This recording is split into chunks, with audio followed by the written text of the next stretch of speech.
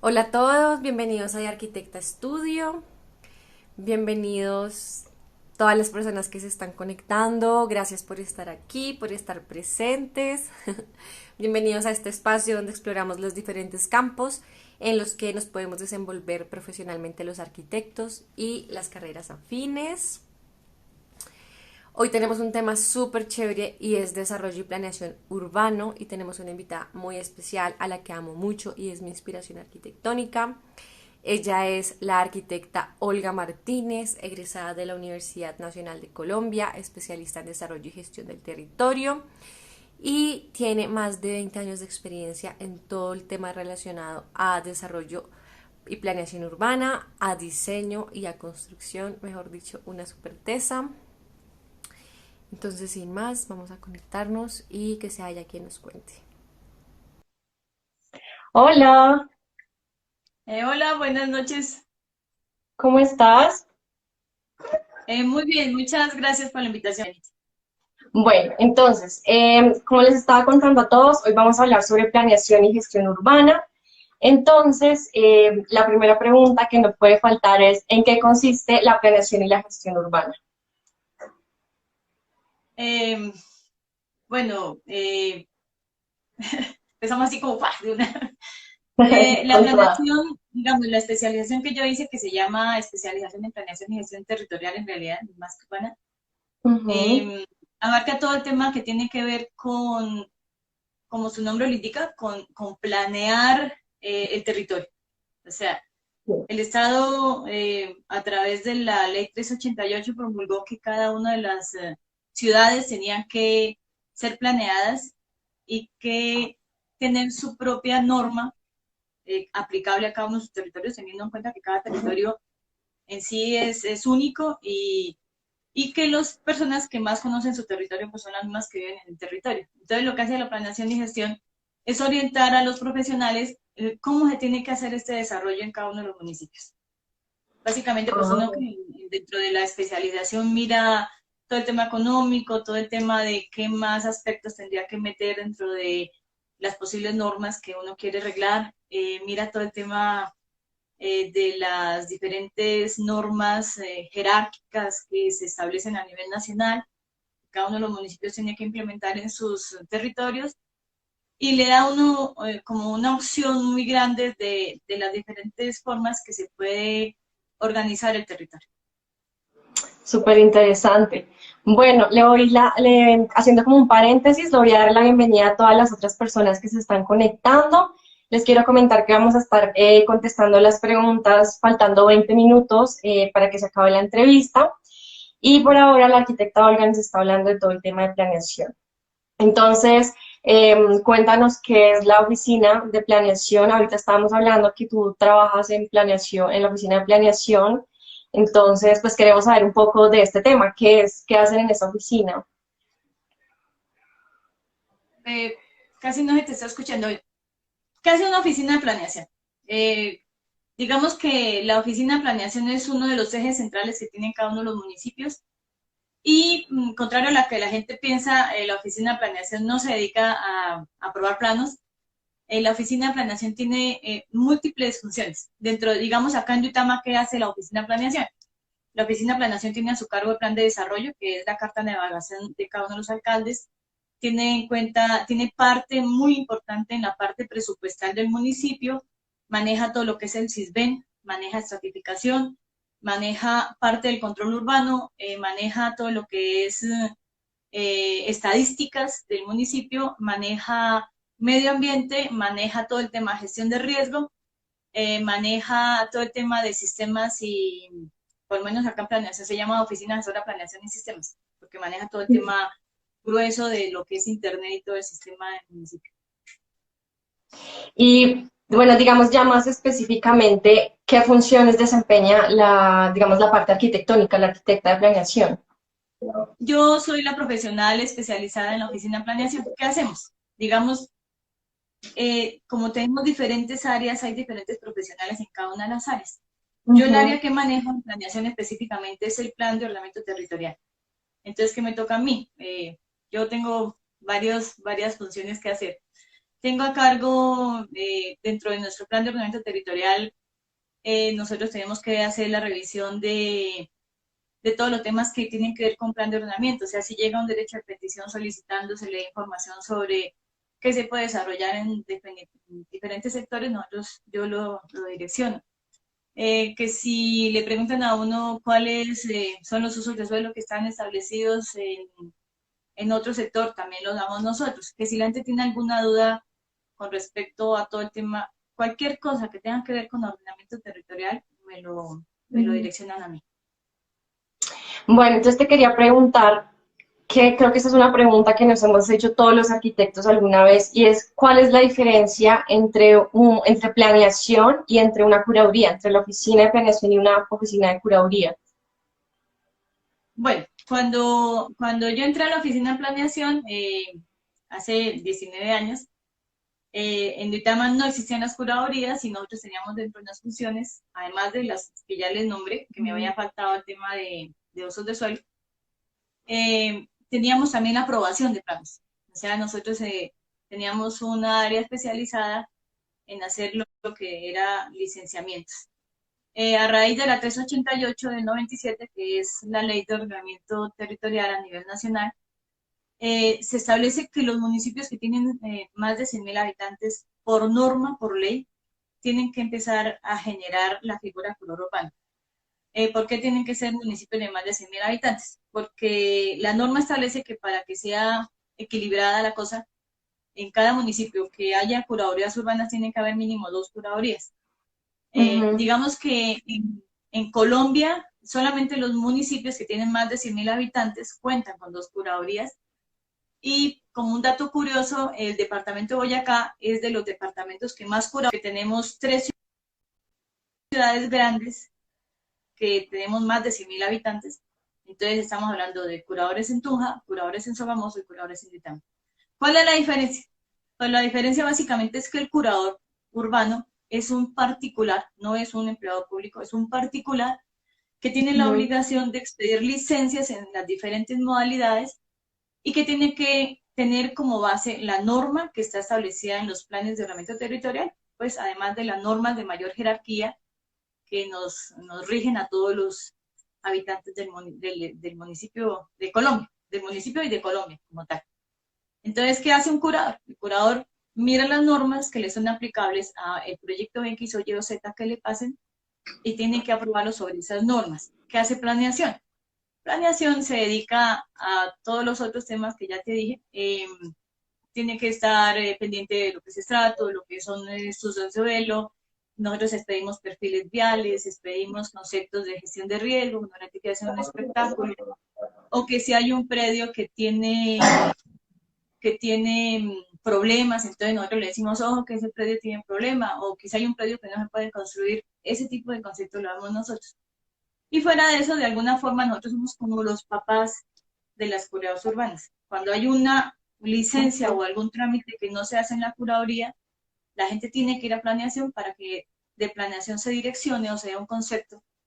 Y muchos de los conceptos que da planeación lo da sobre circulares que son de obligatorio cumplimiento para los curadores. O sea, por decir algo, somos los papás de las curadoras. ¿Y de qué conceptos exactamente nos estás hablando? ¿Nos puedes contar un poquito de este tema? O sea, digamos, ¿qué trámites con respecto a licencias o que refieren a licencias se tienen que tramitar directamente en planeación? Bueno, así como para hacerlo más entendible, voy a poner un ejemplo. Digamos, Juliana Londoño la contrató un cliente para hacer una urbanización. La norma en el plan de ordenamiento territorial que nos rige a nosotros aquí en Duitama, porque cada municipio es autónomo en sus normas, establece que si yo quiero hacer una urbanización, tengo que ir primero a planeación. ¿Por qué? Urbanización solamente.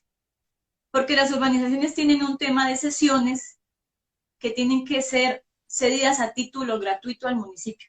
Entonces, cuando es una urbanización, planeación tiene que dar un concepto previo en el que nosotros como planeación le estamos diciendo al arquitecto y al propietario del proyecto que dentro de este proyecto que está haciendo tiene que cedernos a nosotros un pedazo de terreno, que va a ser una zona verde, y tiene que cedernos un equipamiento comunal. Fuera de eso, las urbanizaciones tienen una serie de cargas para el constructor, para el urbanizador, que es el que en última se beneficia económicamente, que consisten en que si tiene una vía, tiene que adecuarla, tiene que meterle servicios públicos, tiene que meter acueducto, alcantarillado, todas las redes, gas, tiene que meter el tema de pavimentación, andenes, sardineles, todo ese tema le compete y Sí, son del resorte del propietario del proyecto. Y eso es lo sí. que nosotros en planeación avalamos. Una vez está avalado en planeación, ya lo presentan a la curaduría y el curador ya revisa todo lo que es el tema constructivo, el tema estructural, el tema de las demás normas que le pueden aplicar, pues dependiendo del tipo de proyectos que presenten.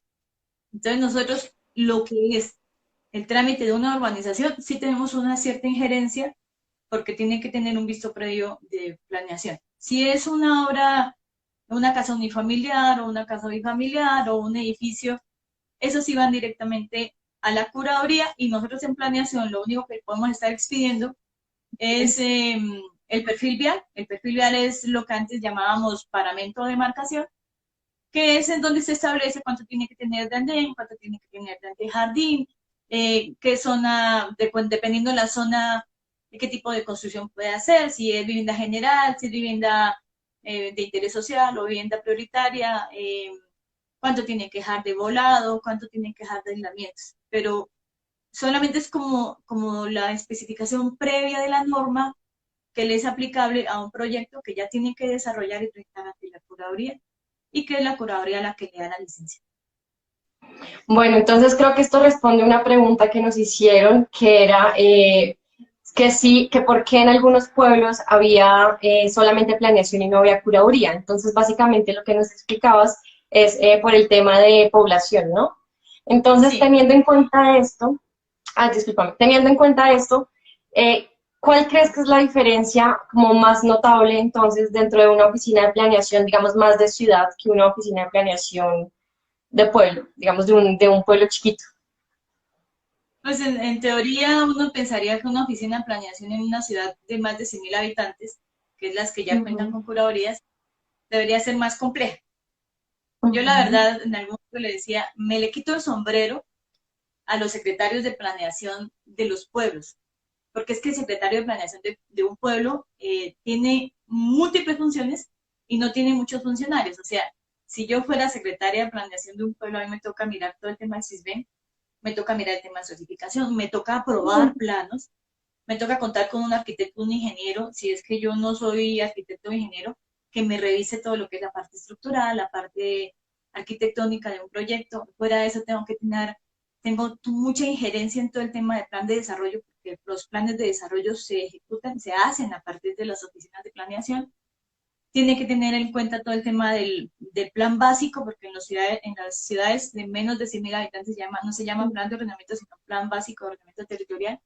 Sí, Y son los que tienen que mirar también todo el tema, a mí se me ha olvidado, nosotros en planeación también manejamos todo el tema de proyectos del municipio y sí. en los municipios pequeños, la persona que está encargada de estos municipios también le toca mirar todo el tema de proyectos, de darles la viabilidad presupuestal, de darle todo el desarrollo de los proyectos, que también es un tema bien, bien complejo.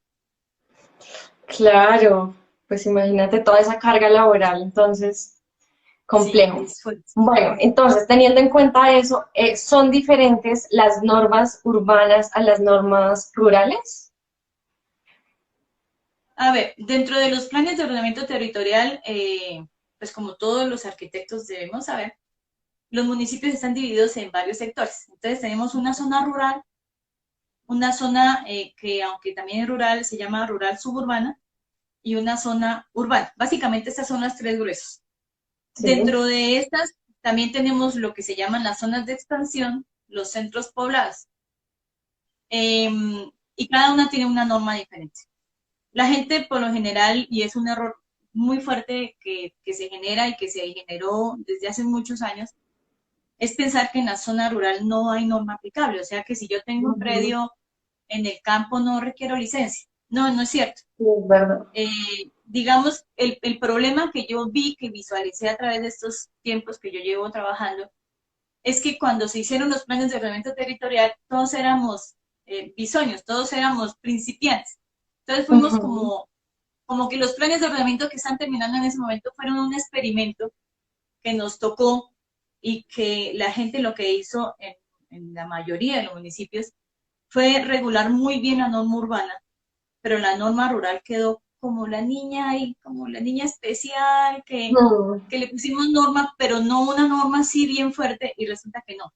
La norma rural es una norma muy fuerte, es una norma más restrictiva porque le aplica todo el tema de suelo agrológico, del suelo que tenía que ser un suelo de protección a nivel estatal, es un suelo que se protege porque es el suelo que nos da de comer, es el suelo que nos da productividad, en el suelo donde podemos crear los ganados, y entonces es un suelo que tiene una restricción mucho mayor para construir. Por decir algo, aquí en Duitama, si tú tienes un predio, solamente puedes construir el 25% total del predio y solamente por predio podrías hacer en teoría una sola casa.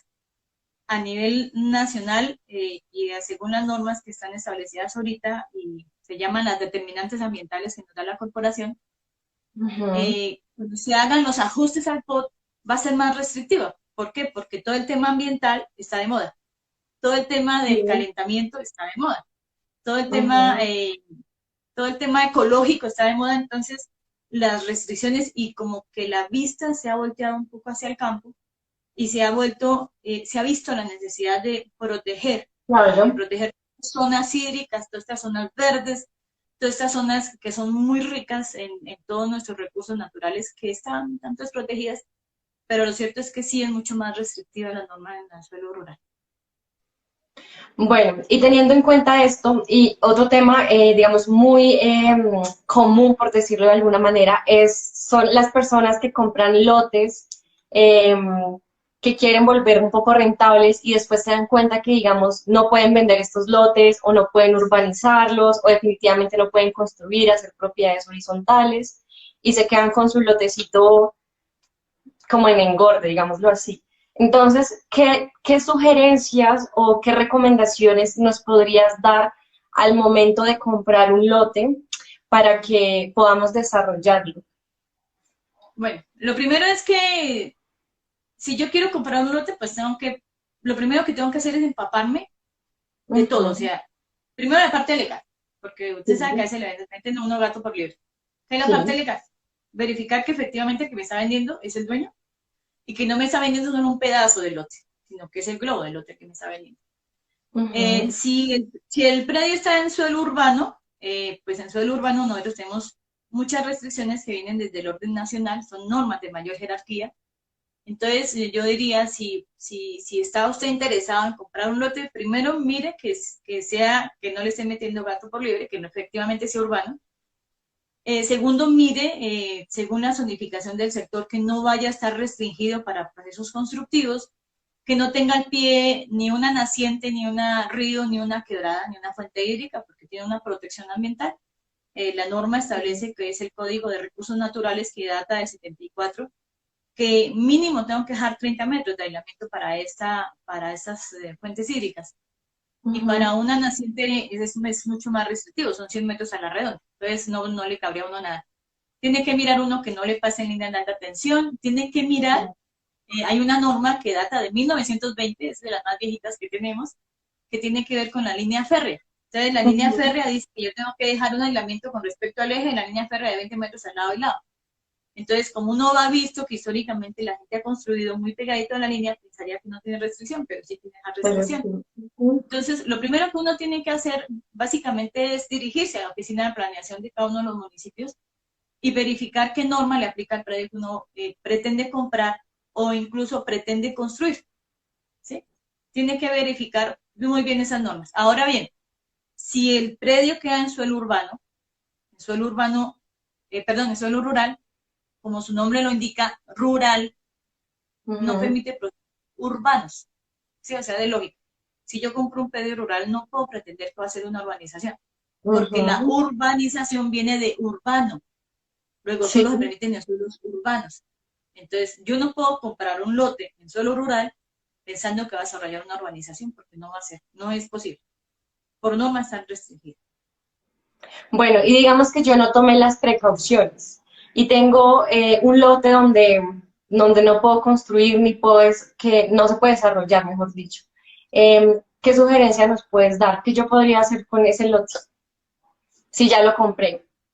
Pues digamos que desafortunadamente, me imagino que tanto aquí en Duitama como en muchos municipios del país se da Ujú, mucho. O sea, ya sea porque, porque compré un lote sin verificar las normas o porque fue lo único que me dejó mi papá o ajá. porque fue una ganga y yo dije, uy, no, pues aquí me hice este lote. Compré un lote, me pasé a planeación, me certificaron que el lote no es construible, que tiene todas las restricciones de ese mundo. Lo que manejan los municipios por lo general es que por lo general uno, así de lote no pueda construir, uno tiene que seguir pagando impuestos de ese lote, quiéralo o no. Entonces, ¿qué es lo que yo le aconsejo a la gente? La gente le digo, mira, mándele a hacer un avalúo comercial, que sea un avalúo justo, honesto, pase todos los papeles, su escritura, certificado de libertad, el pase y salvo, y pásele una solicitud, un derecho de petición a la alcaldía, solicitándole que le compre este lote, que es un lote que va a favorecer todo el tema ecológico del municipio, Sí, y que pues a usted le van a devolver algo del bate. Pues digamos, si usted lo compró como un lote comercial, pues lógicamente va a valer mucho menos porque es un lote que no se puede desarrollar.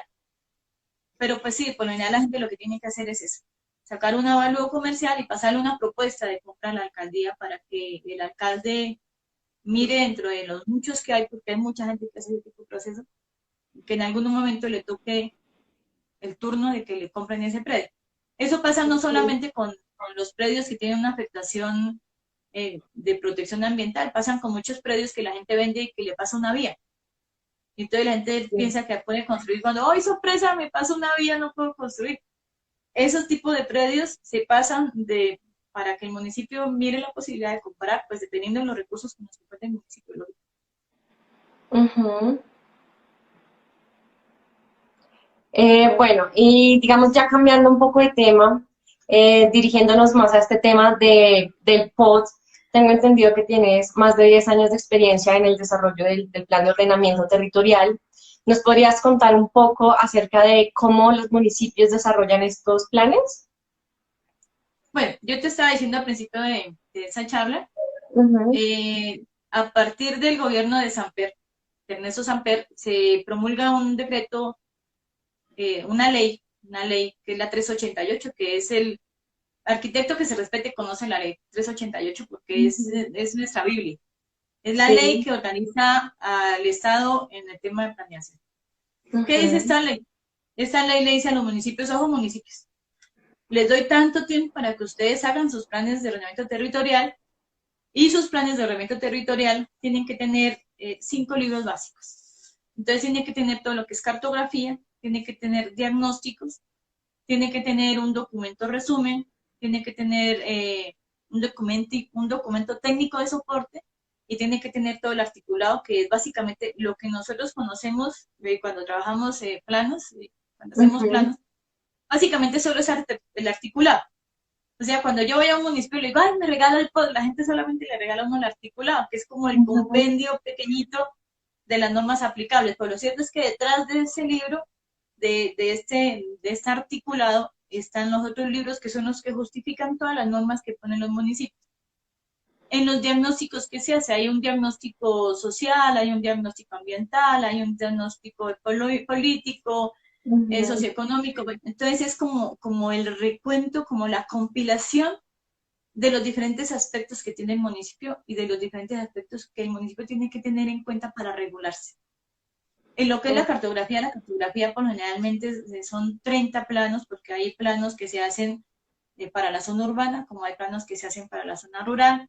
En estos planos se especifican todo el tema geológico, todo el tema de usos de suelo, el tema de la visión política, el tema del recurso hídrico, el tema de los límites barriales, el tema, digamos, en la parte rural tienen que mirar todo lo que son las veredas, los diferentes componentes que tenemos y es un compilado de mucha información sobre la que los municipios tienen que empezar a trabajar, mirar qué norma le pueden aplicar. Eso era básicamente lo que establecía la 388 cuando recién se hizo el PUD en Vitama. Ujú. Posterior, ya es lo que yo te decía, se puso de moda todo el tema de gestión de riesgo, porque tuvimos muchos problemas de desastres naturales, y entonces se puso de moda la gestión de riesgo y se dio cuenta el Estado que dentro de los planes de ordenamiento territorial no se había metido la gestión de riesgo, que es un tema prioritario para los municipios, Ujú. y que se había dejado un poco de lado la parte rural, como ya te había dicho, y se había dejado también todo el tema medioambiental, que se puso un momento que la gente ya como que empezó a tener la conciencia del valor de toda la parte ambiental, y entonces también se metió. Cuando nosotros en Ditama hicimos las modificaciones seccionales, no quiere decir que hayamos cogido y hayamos cambiado todo el POT, no. El original, que es el decreto 010 del 2002, sigue vigente en mucho de su paquete completo, lo que son los Ujú. diagnósticos, lo que son la cartografía, y lo que se incorporó con la modificación seccional fue todo el tema de gestión de riesgo, todo el tema medioambiental, y se metió todo el tema de centros poblados que en el municipio no se habían metido. En ese momento Ok. nosotros estamos vencidos, o sea, nuestro plan de ordenamiento territorial por tiempo venció en el 2015, estamos en el 2020. Pero la Ujú. 388, ¿qué establece? Dice que mientras que los municipios no hagan los ajustes a su plan de ordenamiento territorial, sigue vigente el que está, porque no Sí, pueden dejar a los municipios sin norma. claro. Entonces, en este momento el municipio está trabajando en los ajustes al plan de ordenamiento territorial. Ok. Y bueno, digamos, teniendo en cuenta que están trabajando en eso en este momento, ¿cuál consideras que es la parte más compleja del POT, de trabajar con el POT? Uy, pues en este momento el municipio con el Estado sacó una serie de decretos. O sea, nosotros vivimos en este país hermoso que tiene la particularidad que tiene las normas que uno se imagina. Entonces, todos los meses sacan una norma nueva. Entonces, qué hace el Ministerio de Vivienda? Coge y compila todos los documentos en uno solo. Entonces, nosotros, si queremos mirar la norma que le aplica después de la 388, la norma que le aplica a todos los procesos constructivos, va y se mete al decreto 1077 de 2015, que es el compilatorio de todas las normas sabidas y por haber, y que lo han estado adicionando y adicionando otro poco de Ujú, normas. complementando, sí. ¿Qué dice este decreto 1077? El 1077 dice que, claro que ese también viene compilado de otro decreto, eh, que para que los municipios hagan los ajustes al plan de ordenamiento territorial de manera obligatoria, todos los Ujú. municipios tienen que hacer los estudios de gestión de riesgo. ¿Qué es este estudio? Este estudio es un estudio que se hace tanto a nivel urbano como a nivel rural, que va a determinar qué zonas están en alto riesgo por inundación, por movimientos de tierras, por avalanchas torrenciales y por incendios, Sí. para poder regular. Entonces, este documento es la base para que los municipios empiecen a decir, este sector lo puede construir, este sector no lo puedo construir, este sector requiere unas obras de mitigación o este sector requiere que yo le haga unos estudios más profundos para verificar qué tipo de obras se pueden hacer o si definitivamente no se puede construir. En ese momento nosotros en Duitama estamos a la espera de este documento que viene desde el año pasado para Ujú. poder determinar sobre esta base de estas normas qué sigue, qué tenemos que regular. Está haciendo también el seguimiento de evaluación del POD y se está haciendo todo el tema de expediente municipal. Ok. Bueno, ¿cuáles consideras que son las profesiones? No, pero, perdón, no le contesté, ¿no? La pregunta original. Como, ok. Me fui por otro lado. Perdón. ¿Cuál es el tema más difícil? Sí, sí. El tema más difícil, yo pienso que más que hacer el POD y más que tener la norma, es lo que nos ha tocado a nosotros en planeación en estos 20 años y es la implementación. Nosotros Ujú. éramos un estado que veníamos con unas normas muy tibias. O sea, cuando yo salí de la Sí. universidad, yo vine a Duitama y yo dije, no, voy a dedicarme a hacer planitos y yo podía hacer lo que yo quisiera. Entonces yo llegaba a Ujú. un lote y decía, no, en este lote voy a hacer un edificio de 5 pisos, voy a hacer comercio en el primer piso, voy a hacer unas oficinas en el segundo piso y voy a hacer unos apartamentos en el último piso. Y como que yo era el que decidía qué hacer, ¿sí? Ujú. a partir de los ordenamientos territoriales, como su nombre lo indica, Sí, los municipios ordenaron su municipio, ordenaron sí. su planificación. Ujú, Entonces yo como arquitecto ya no puedo llegar y decir, no, yo tengo este lote, voy a hacer esto, aquello, lo otro. No, ya me toca ir a planeación y decir, mire, yo tengo este lote, voy a la curaduría igual también tiene que dar esa información. Yo tengo este lote, de acuerdo a lo que establece el POT, ¿qué puedo hacer? Entonces yo tengo que mirar, no, según la zonificación solamente puede ser 3 pisos, según la zonificación solamente puede ser vivienda general, no puede ser vivienda de interés social. Eh, Según la planeación, yo no puedo hacer acá industria, porque la ujú, industria tiene su propio sector. Entonces, lo más difícil y lo que yo considero que ha sido más difícil para mí es tener que decir a la gente, mire, en este lote que usted tiene no puede hacer nada. En ujú. este lote que usted tiene, así usted pretenda hacer una urbanización, qué pena y no puede. O mire, en este lote que usted tiene una protección ambiental. ¿Por qué? Porque llevo 19 años siendo como la mala del paseo, porque mucha gente no lo ve que es porque hay una norma que yo Sí, como es verdad. funcionaria tengo que atender, sino que mucha gente piensa que es que soy yo la que no quiero que O usted que es el construya. arquitecto el que no quiere Sí, diseñar. es Sí, que es el verdad. arquitecto no es, sí. Entonces, Sí. ese es el tema más difícil. Yo pienso que más que poner una norma en un papel, es poderla implementar y poderle enseñar a la comunidad que en Ujú. este sector puede hacer esto o no lo puede hacer. Esa es la parte más difícil porque uno ve muchos casos de gente, lo que estabas diciendo antes, o sea, el papá le deja un lote y viene con esa ilusión de poder hacer su casa Sí, y uno le dice, no, qué pena y no puede construir porque usted, mire, o sea, esa desilusión que tiene sí, la es verdad. gente de ver que no puede desarrollar su casa, pero que yo tampoco puedo hacer nada porque no puedo ir contra la norma, es fuerte, es dura dentro de ese proceso. Bueno, y digamos, ¿cuáles son los roles que consideras idóneos o que consideras necesarios para desarrollar un buen post o profesiones? Pues las profesiones que requiere uno para poder desarrollar un buen ajuste al POT, eh, básicamente necesitamos arquitectos que tengan conocimiento en el tema urbano, arquitectos Ujú, que tengan conocimiento en todo el tema patrimonial, porque el POT también maneja todo el tema patrimonial. ujú, Eh, Necesitamos ingenieros porque los ingenieros son los que establecen también qué aperturas viales se requieren, qué obras, porque se supone que dentro del POT tú tienes que proyectarte a 20, 30 años y saber qué obras de infraestructura son necesarias para que se pueda desarrollar el municipio. Se necesitan economistas, los economistas son básicos, sobre todo hay economistas que tienen un conocimiento muy amplio en ordenamiento. sí, Se necesitan geólogos, porque los geólogos también tienen conocimiento muy amplio en este tema.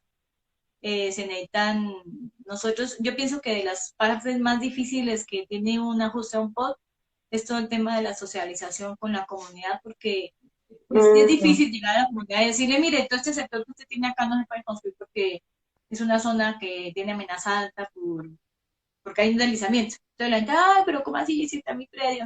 ujú. O decirle, no, esa zona es una zona de protección ambiental porque acá tenemos una naciente y ustedes no pueden desarrollar nada aquí. Entonces, el tema de llegar a la comunidad y poderle explicar a la comunidad que todas estas normas son en beneficio del municipio, que aunque los vayan a perjudicar de alguna forma, pues son normas que no se pueden desconocer porque son normas que están atendiendo cosas de mayor jerarquía que nos tienen desde el Ujú, Estado. Es difícil, o sea, que tú tengas una comunidad y vayas a la comunidad y les puedas explicar eh, cómo los afecta una norma o cómo no los afecta, es un tema muy difícil porque la comunidad siempre piensa que es contra ellos. O hay muy poca gente que entiende cómo es el tema de las normas de mayor jerarquía. Yo antes te estaba comentando que los planes de ordenamiento territorial, hablando de las normas de mayor jerarquía, básicamente lo que regulan son las cosas específicas de cada municipio. O sea, me ujú, explico. Pues, se regula qué usos de suelo pueden haber en los municipios. Se sí, regula cuáles son las zonas que tendrían que tener una protección especial porque tienen un recurso hídrico, una naciente muy hermosa o una zona boscosa de cedros, robles, qué sé yo, que toca proteger o que aquí no puedes construir porque es una zona que llueve y se te inunda todo el tiempo o que no puedes construir porque es una zona que tiene una excavación de una carca o de una minería que hicieron hace mucho tiempo que va a generar que tu casa se vaya a dañar. Ese tipo de Ujú, cosas como las que se regulan muy específicas en cada municipio, porque hay unas de mayor jerarquía que quiera o no quiera tienen que aplicarse en los municipios. O sea, por decir algo, está la ley de recursos naturales que habla de todo el tema de las rutas de protección de ríos y quebradas y nacientes. Está el tema de la línea de alta tensión, está el RETIE. El RETIE establece que si yo tengo una construcción que me pasa una línea de alta tensión, yo tengo que tener un retroceso porque la sí. línea, la línea de alta tensión me va a generar una enfermedad a futuro porque Ujú. tiene un tema que no va con la salud y que la gente desconoce. O sea, nos hemos vuelto tenemos tanta familiaridad con las torres de alta tensión y con los transformadores que no pensamos el daño que nos puede generar a futuro. Está el tema de las torres de comunicaciones. Ahora todo lo que son torres de comunicaciones las declararon de valor estatal, entonces yo no las puedo restringir tampoco así en el municipio quiera. Y ahorita último salió una norma que dice que yo no puedo prohibir la minería en mi municipio. Entonces básicamente yo para poder ajustar el POT, primero tengo que mirar lo que me regula desde arriba, de lo que es el ministerio, las normas que saca el ministerio, para Ujú. mirar cómo puedo regular en sí mi municipio teniendo en cuenta las normas de mayor jerarquía. Incluso también hay unas normas patrimoniales que son de mayor jerarquía, que establece que todo lo que tenga un valor patrimonial, ya sea arqueológico, constructivo, de cultura o de arquitectura, tengo que tener también una protección especial. Entonces hay Ok. un mundo de normas que nos regulan que nosotros tenemos que mirar o mirar. Vale, bueno, digamos cambiando un poco de tema, digamos ya como metiéndonos un poco más al tema de las personas que están viendo esta entrevista y que les interesa como iniciar en este mundo. eh, Tengo entendido que has tenido varios practicantes universitarios, digamos, dentro de tus funciones. Entonces me parecería interesante saber o sea, ¿qué te parece que tienen buenos estos profesionales o de pronto qué debilidades tienen estas nuevas generaciones? ¿Qué has visto o qué sugerencias nos podrías dar? Bueno, tuve una experiencia muy particular que me pareció bien interesante. Cuando yo estudié hace muchos años, ya salí hace como unos 28 años de la universidad, Sí. nosotros éramos de la generación que todavía dibujaba lápiz. Nosotros, de hecho, yo todavía, los diseños que yo hago, yo no los hago a computador, yo los hago a lápiz. Ujú. Yo pienso que nosotros tenemos que hacer el ejercicio, los arquitectos nuevos, de diseñar en papel, porque no siempre tenemos un computador, no siempre tenemos luz eléctrica. Sí. Y a esta niña le pasaba eso, que no sabía una escala, o sea, ella sabía que ponía la escala 1.50 en el computador, pero al irla a aplicar en un papel no la conocía. Yo pienso que uno tiene que empaparse muy bien de todo ese tema y pues no solamente, pues yo sé que hay mucha gente que dibuja en el computador y que le da muy bien, pues yo soy de la vieja escuela, digámoslo de alguna forma. Creo y me preocupa mucho, yo dentro de las funciones que tengo aquí en Duitama, todos los arquitectos que van a trabajar tienen que inscribirse en planeación. Yo soy la que da Ujú. esas certificaciones. Para esa certificación, pues, ¿qué requieren? Su hoja de vida, poner qué estudios ha tenido y tener la certificación de la Sociedad Colombiana de Arquitectos de que está vigente, o de ingenieros, porque también se le Sí. da a los ingenieros. Y lo que uno ve es que hay gente que se queda solo con la carrera. Pero en este mundo de posibilidades que tienen los jóvenes de acceder a estas herramientas que le brinda el mundo digital, no entiende uno cómo la gente no se capacita, cómo la gente no sigue estudiando que un diplomado, que una charla, que un taller, que una especialización es vital. O sea, pasa como con los médicos, si uno se queda solo de médico base, ahí se quedó fregado porque no avanza. Sí, es Y verdad. en este mundo tú puedes, digamos que este tipo de conferencias, uno puede aprender de todo lo que tiene que ver con presupuestos. A mí me parece aburrido personalmente, pero sí tiene, es necesario, es un mal necesario. Ujú. Tiene que mirar todo el tema del diseño urbano, todo el tema del diseño de interiores, todo el tema materiales, todo el tema constructivo. La construcción es una cosa que se está moviendo todos los días y siempre hay algo nuevo que aprender. Sí, Y digamos, si lo que la gente pretende es dedicarse a mirar todo el tema de normas, pues tiene que tener la paciencia de leer mucho. Yo pienso que uno de los pecados fuertes de los profesionales en este país es que llega un momento en que no les gusta leer. Y otro tema que me parece a mí que no me gusta es la mala ortografía. Pues yo no puedo entender cómo un profesional tiene mala ortografía. Yo a veces, digamos que cuando yo revisaba planos, revisaba también ortografía y era triste ver que muchos arquitectos no tenían muy buena ortografía, de cosas básicas. Eh, Dice que el que tiene el conocimiento tiene el poder, y es cierto. En la medida que yo conozco las normas de la ciudad donde yo trabajo, yo puedo ujú, asesorar mucho mejor a mis clientes. Yo puedo decirles, mire, en este lote usted puede hacer un edificio de 5 pisos. Si hacemos 6 pisos ya nos toca hacer ascensor. Si tenemos 6 pisos tenemos que tener un aislamiento así, un aislamiento acá. Tenemos que tener un ancho de la escalera de tanto. O sea, son normas muy básicas que muy posiblemente se repiten en todos los municipios porque son como muy repetitivas, pero que la gente y que muchos profesionales como que esperan que les den masticado todo y tampoco es eso, ¿sí? O sea, en vale. la medida que tú conoces la norma y conoces tu ciudad, en la ciudad en la que trabajas, te vas a desenvolver mucho mejor.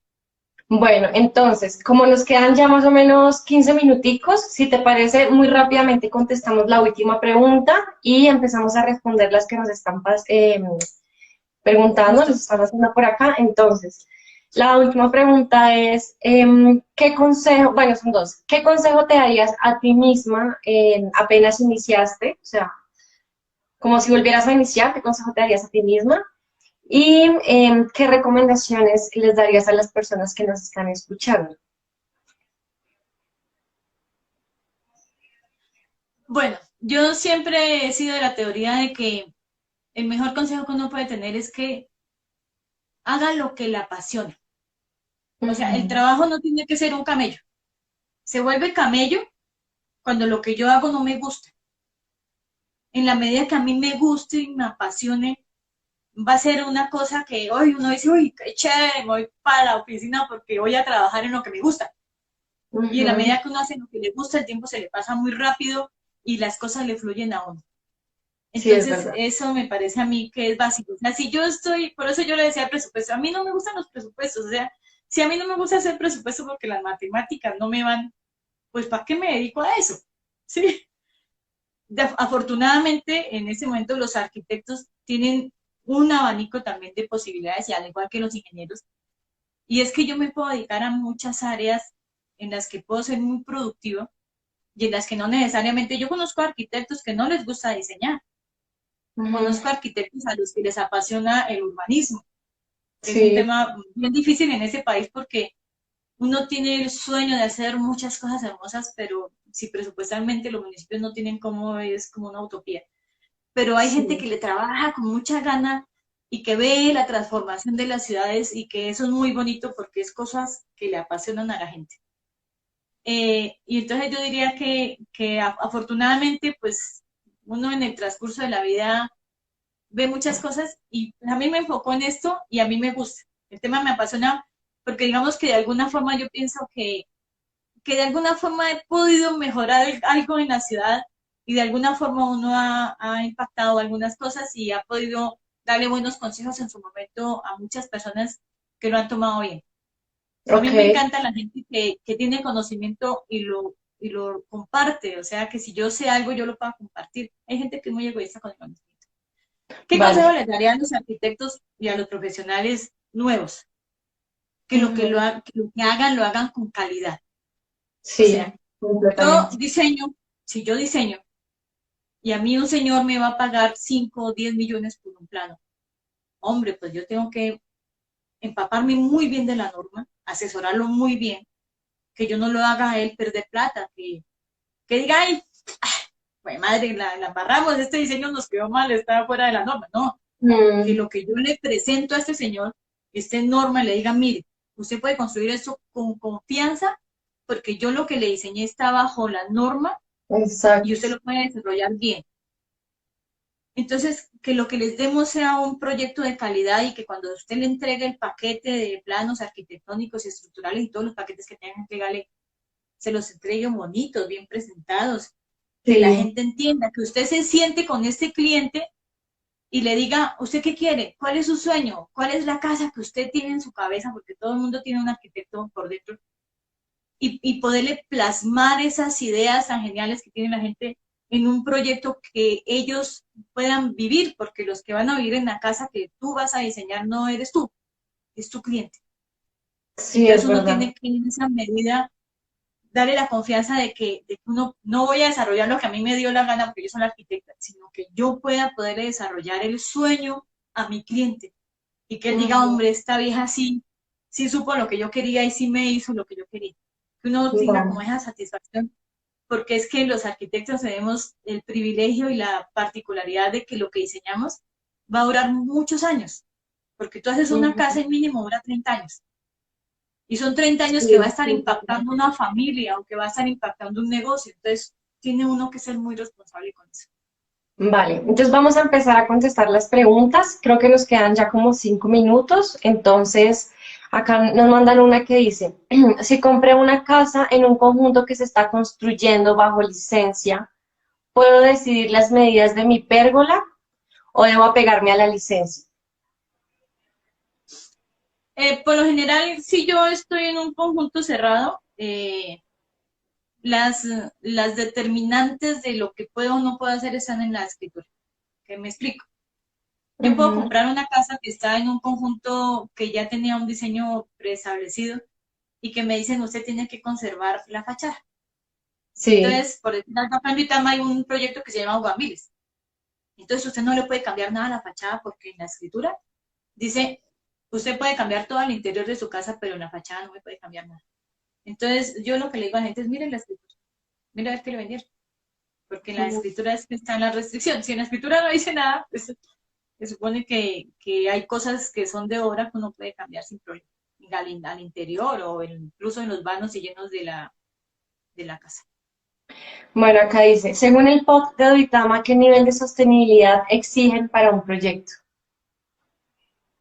El POT no exige como tal ese nivel de sostenibilidad, como, no sé, como lo entiende ella. Nosotros en el POT que regulamos, pues se regula en la zona urbana uno puede construir el 70% total del predio, pero dependiendo del tipo de proyecto que uno hace, pues tiene que mirar todo el tema de aislamientos, todo el tema de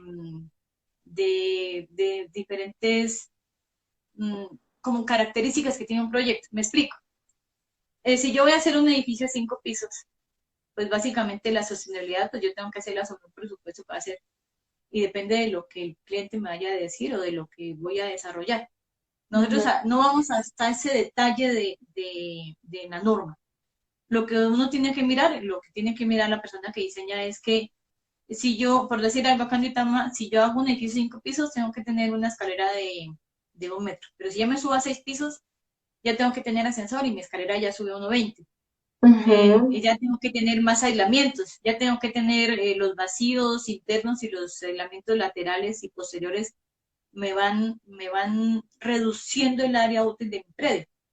Pero ¿en qué medida se vuelve sostenible? En la medida en que yo, no estoy hablando sostenible económicamente, no sé si la entendí mal.